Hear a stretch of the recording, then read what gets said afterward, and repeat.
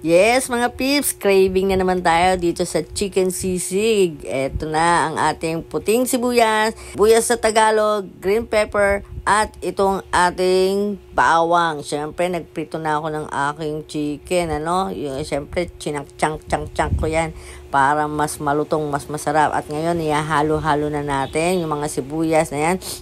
At itong ating konting anghang lang. Hindi ko nilagyan ng pulang sili kasi ayoko nang masyadong manghang. Pero okay na okay yan. So, gumawa na rin ako ng sauce na pinagsama-samang mayonnaise, oyster sauce, at syempre, meron seasoning. At ito na nga, maghahalo tayo. Magtutunaw ng dairy cream.